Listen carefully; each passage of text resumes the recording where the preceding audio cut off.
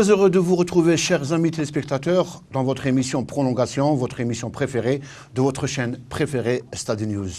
Aujourd'hui, on va rester dans l'événement, le football, le mondial, le Brésil, l'Algérie, la qualification, et puis la défaite contre l'Allemagne.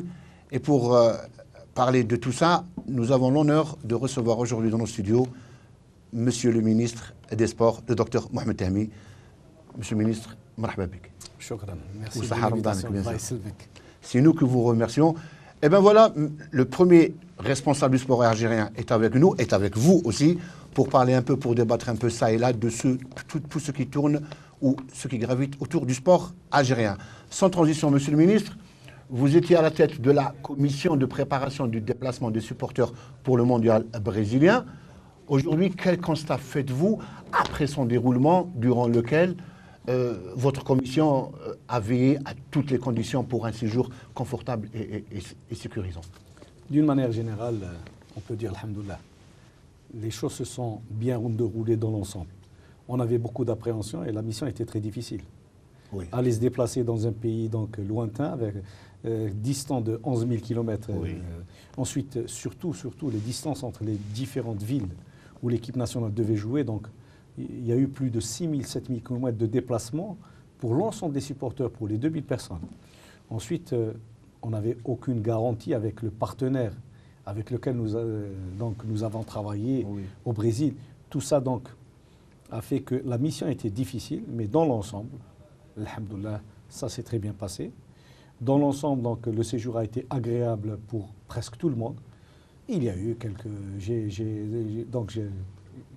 J'avais l'occasion d'être... J'étais sur place au moment de l'arrivée des premiers supporters et j'ai constaté qu'il y avait des petits problèmes. Par exemple, les gens... nos vols arrivaient le matin de bonne heure. Et quand ils arrivaient le matin de bonne heure au niveau des hôtels, les chambres n'étaient pas libres. Les chambres étaient libres à partir de midi, parfois à partir de 14 heures. Et là, cette attente était difficile pour des supporters qui se sont déplacés avec des vols qui ont dépassé les 11 heures de vol. Oui, absolument. Et donc, voici un premier problème qui a surgi. Mais heureusement, donc, sans gravité. Ensuite, le déplacement entre les différentes villes, il y a eu des déplacements de 600, 800 kilomètres, faits souvent en deux étapes pour les déplacements de plus de 1500, 1600 kilomètres. Ensuite, personne n'a cru qu'on allait se qualifier. Oui, c'était ça. Je peux vous assurer que j'y croyais, puisqu'on a retenu le principe de prendre en charge nos supporters. Parce que les autres pays, après les qualifications de leur équipe nationale, les autres supporters sont rentrés chez eux. C'est pour ça que beaucoup de pays ont vu le nombre des supporters diminuer. Donc, nous avons prévu une option. Malheureusement, notre partenaire n'y croyait pas. Et donc, les mesures prises ont été prises à la dernière minute. Donc, il fallait réserver l'hôtel, il fallait réserver le transport, il fallait surtout trouver des tickets d'accès au stade. Parce que, et grâce au concours de la Fédération algérienne de football, nous avons pu régler ce problème et nous avons pu avoir suffisamment de tickets pour l'ensemble. Malheureusement, un autre problème a surgi. Une rumeur donc, a circulé qu'il n'y avait que 1000 tickets. Et donc, au moment de la distribution, il y a eu une désorganisation qui a fait que certains supporters ont profité pour prendre plus d'un ticket. Et ça s'est fait au détriment de quelques supporters qui n'ont pas pu assister au match et c'est regrettable. Quelqu'un qui paye un déplacement et malheureusement, à cause de... Donc voici ce qui s'est... Mais dans l'ensemble, alhamdoulilah, on n'a pas eu d'incident majeur. Nos supporters ont eu un comportement, je le dis, exemplaire d'une manière générale. On recevait tous les jours un rapport sur ce qui se passait. On remercie aussi les services de la Direction générale de la Sûreté nationale qui ont été d'un apport extraordinaire parce qu'ils étaient sur place. Ils ont travaillé dans le cadre d'Interpol avec les Brésiliens et donc ils étaient en relation avec ce qui se passait autour de nos supporters. Mais dans l'ensemble, ce qui fait plaisir, c'est qu'on a vu des enfants, des petits-enfants. Et nous avons des familles. Et j'ai eu l'occasion de discuter avec nos supporters au Brésil. Et ça fait plaisir d'avoir donc tous ces supporters autour de leur équipe nationale. Et je crois que nos supporters ont laissé une belle impression au niveau de ce mondial. Une belle image.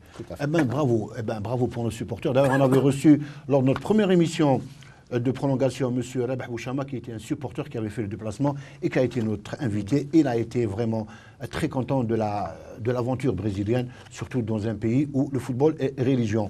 On va passer d'un autre côté, dans le même contexte, dans un autre registre. Monsieur le ministre, la représentativité de l'Algérie a-t-elle marqué fièrement la planète du football au Brésil? Moi, je pense que sur le plan de la participation a été plus qu'honorable. L'équipe s'est très très bien comportée. Je le répète, les supporters se sont bien comportés et il y a eu un problème de fumigène.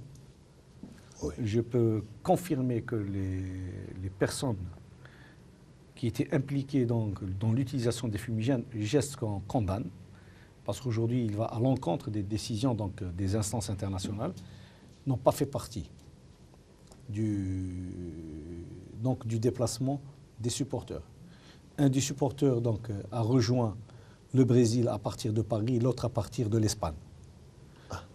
Donc, ce sont des gestes condamnables. Il faut profiter de cette Coupe du Monde pour que ceci soit banni chez nous. C'est vrai que c'est beau d'utiliser les fumigènes, mais c'est interdit. C'est interdit parce que c'est dangereux. C'est extrêmement dangereux. Il faut qu'aujourd'hui, qu'on lutte contre cette utilisation illégale de produits pyrogènes qui peuvent donc ternir l'image de notre football. Autre chose, nous avons besoin de donner une autre image parce que ce qui s'est passé en Suisse à Sion risque de nous coûter cher. Oui. C'est-à-dire qu'on risque de ne pas être invité dans des rencontres. Et là, je crois que notre équipe nationale a besoin de tout le monde. Et il faudrait que le comportement soit un comportement exemplaire, comme ça a été le cas de nos supporters au Brésil. On va dire, Monsieur le ministre, que heureusement que la prestation des Algériens et le comportement très très respectable de nos supporters ne va pas ternir notre image par rapport à ces petits terres. Moi, je pense qu'après cette Coupe du Monde, beaucoup de portes vont s'ouvrir. Et nous avons besoin de cela. Nous avons besoin de jouer au plus haut niveau. Surtout dans des rencontres amicales. Et je crois que cette Coupe du Monde va certainement, il faut profiter de cet événement pour passer un palier supérieur au niveau du football national et tirer véritablement bénéfice de cette prestation. Il ne faut pas faire les erreurs passées, c'est-à-dire rentrer dans des conflits, dans des considérations qui font qu'au lieu de tirer bénéfice d'une compétition aussi importante, on reste au même niveau. Et je crois que nous sommes dans l'obligation d'aller vers un niveau plus haut, aussi bien pour l'équipe nationale que pour le football national d'une manière générale. Absolument. Monsieur le ministre, vous êtes un ancien sportif, vous aimez le football. On va vous demander de mettre la casquette des techniciens et de nous dire qu'est-ce qui manquait au vert pour espérer d'aller encore plus loin dans cette Coupe du Monde. Je vais vous étonner, je n'ai pas le droit de donner un avis d'expert. Oui, c'est vrai. Mais je pense que l'équipe a rempli honorablement sa mission. Je pense que les matchs étaient difficiles. Très difficiles. On a beaucoup de regrets par rapport au match contre la Belgique. La Belgique reste une équipe très forte. Oui. On peut dire oui, on aurait pu, mais on aurait pu certes, mais on aurait pu aussi prendre quelques buts de plus. Je crois que la gestion est difficile. Et il faut toujours faire confiance aux gens qui ont la responsabilité technique d'une équipe. Et c'est la clé de la réussite. Quand on voit la Grèce, la Grèce a pris 3-0 au premier match. Oui. Elle s'est qualifiée au 8e de finale. C'est la force d'une équipe. Je ne dis pas de cette équipe particulièrement. L'Argentine a débuté par un score de 3-1, le premier match. Elle est aujourd'hui demi-finaliste. Donc, il faut laisser les techniciens faire leur travail. Celui qui a pris une responsabilité doit l'assumer. Et je crois qu'aussi, on doit passer à ce niveau de réflexion. Absolument. Si on a fait confiance à des techniciens, il faut les laisser travailler jusqu'à la fin de leur mission. Parce qu'on peut commencer mal une compétition. Les matchs ne se ressemblent pas, mais d'une manière générale, quand on voit le parcours, on a beaucoup de regrets après le match contre l'Allemagne, mais l'Allemagne est qualifiée aux demi-finales. L'Allemagne reste l'Allemagne, même s'il y a des regrets, parce qu'on aurait pu, je le dis, et ça n'aurait surpris personne, on aurait pu gagner pendant le temps réglementaire. D'autant plus que l'équipe a été à la hauteur et a été vraiment à la hauteur, elle a joué au même niveau qu'une équipe donc capable de jouer les demi-finales. Absolument. Vous parlez du technicien, il faut laisser travailler, mais là nous avons Vaïd Ali qui s'en va. Je dis, il faut laisser le technicien travailler, il faut laisser les fédérations gérer leur discipline. Nous sommes là pour les soutenir, peut-être pour donner des orientations sur la politique sportive nationale, mais je suis sûr que pour réussir, il faudrait donner les moyens nécessaires, mais aussi accompagner les gens qui gèrent les disciplines.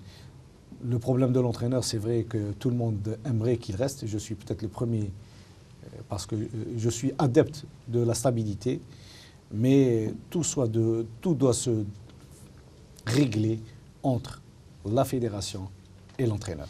Très bien, parfait. Donc, je pense que ce n'est pas encore fait, puisqu'il doit y avoir encore des discussions entre les deux parties, et j'espère qu'une solution dans l'intérêt de cette équipe nationale sera trouvée. Très bien. Monsieur le ministre, est-ce que vous pensez que l'opération que vous avez réalisée au Brésil concernant les supporters peut se refaire en 2015 au Maroc lors de la CAN?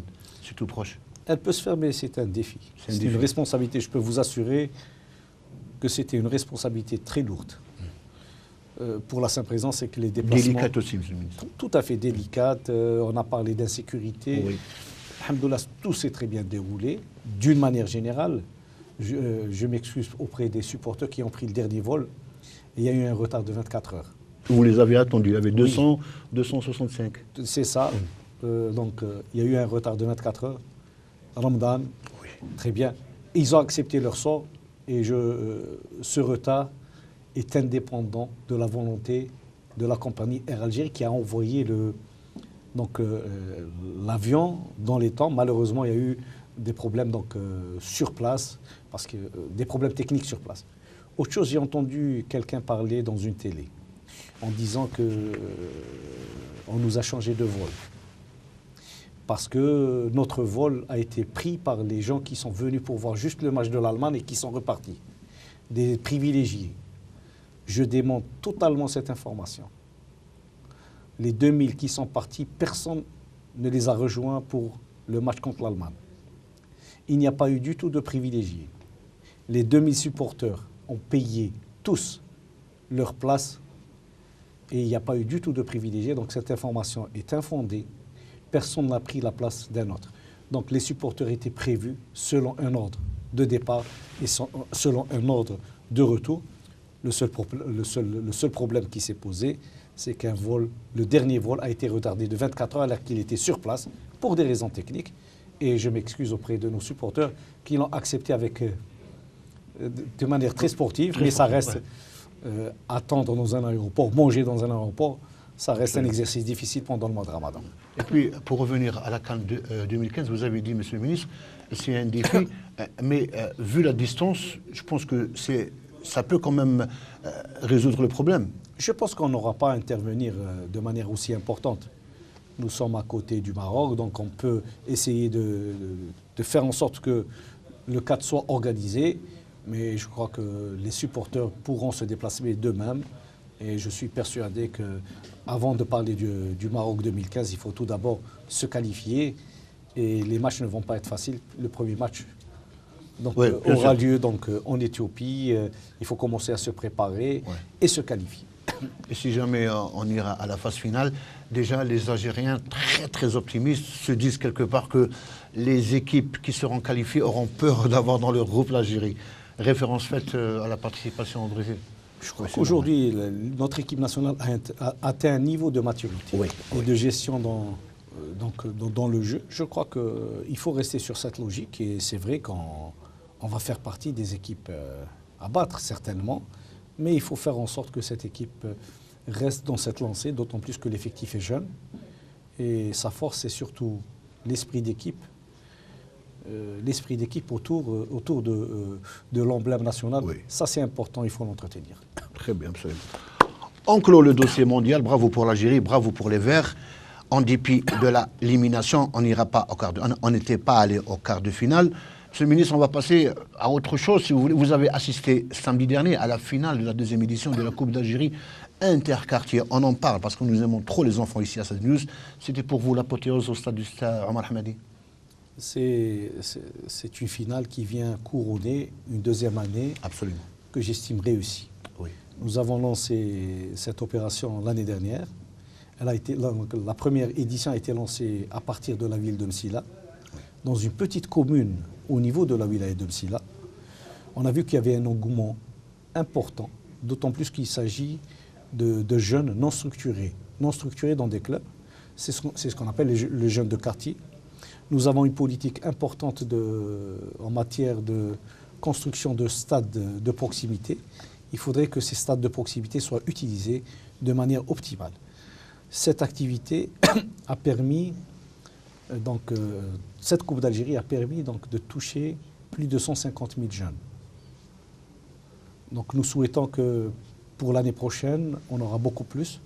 On impliquera plus de wilayas et on impliquera plus tout ce qui est les communes, daïra et wilaya. Et il faut que cette opération soit une opération pérenne dans le temps et qui permette à ces jeunes non structurés d'avoir une activité régulière. Et j'ai été surpris, je le répète, surpris par le niveau technique de ces jeunes. Et on a vu des jeunes qui ont une culture tactique avec des phases techniques vraiment qui font plaisir pour des jeunes qui ne jouent pas dans des clubs. Et je crois que... En plus, ils ne jouent pas dans des clubs. En dehors du fait que ça peut permettre à certains d'être dans des clubs, ça permet surtout à un plus grand nombre de jeunes de pratiquer le football au niveau des différents quartiers. Très bien. Et bravo pour la formation de Biskra qui a été sacrée championne. D'ailleurs, on les voit juste derrière nous en train de jubiler et de manifester leur joie. Bravo à ces bambins, à ces jeunes qui sont âgés entre 18 et 25 ans. Dans le même temps, vous avez honoré Smaïl Khabato, monsieur le ministre. Je crois que Smaïl Khabato est une figure emblématique du sport national. Premier entraîneur national. Absolument. De l'équipe nationale. Et je crois qu'il a eu un parcours digne des grands entraîneurs. Je crois que on était dans l'obligation surtout de ne pas bravo pour le geste. De ne pas l'oublier d'une part et aussi de dire que aujourd'hui si on arrive au niveau le plus haut dans une Coupe du Monde, le football est arrivé grâce à des hommes comme Khabato. Le football en Algérie n'existe pas depuis aujourd'hui, mais existe bel et bien depuis l'équipe du FLN, bien avant l'équipe du FLN, absolument, mais aussi des gens qui ont contribué juste après l'indépendance dans la prise en charge technique de nos différentes équipes nationales, et Khabato en fait partie. Oui, absolument. Et puis Khabato quand même a marqué l'histoire, comme le dit monsieur le ministre, de notre glorieuse Algérie. La fête juvénile a eu lieu dans un stade, Omar Hamadi. C'est comprendre quelque part pour certaines idées disent que l'infrastructure en Algérie manque. C'est vrai que nous allons justement aborder le problème infrastructural pour dire que, monsieur le ministre, vous vous êtes entretenu le 3 juillet dernier, je crois, avec l'ambassadeur de la Chine sur divers sujets relatifs à la coopération sportive sino-algérienne. Et dans le même temps, vous avez mis également sur l'état d'avancement des 4 terrains de football confiés à des entreprises chinoises.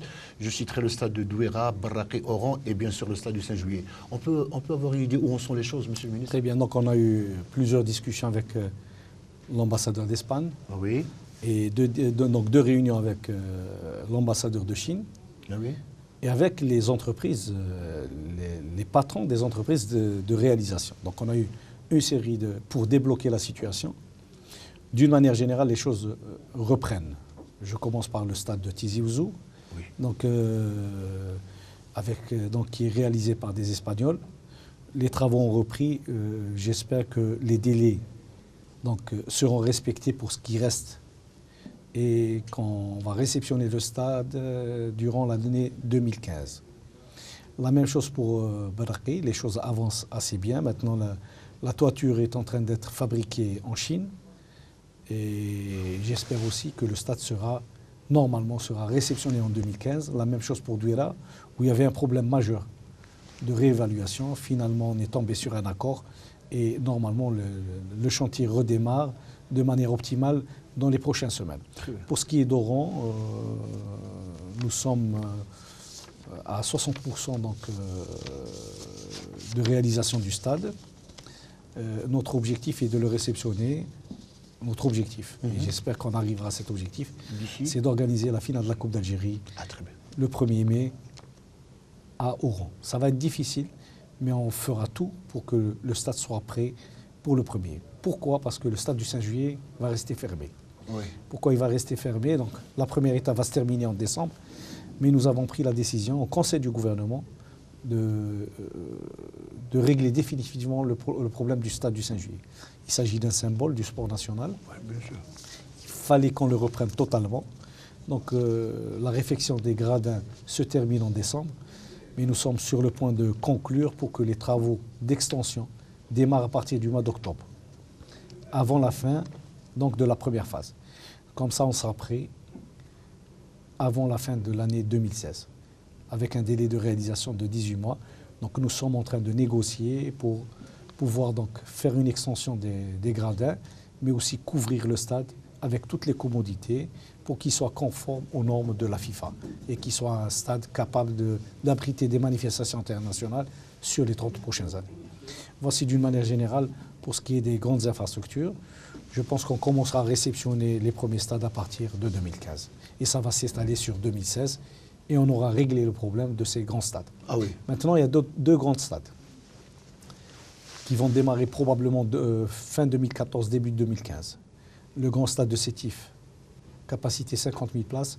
Le grand stade de Constantine, capacité 50 000 places.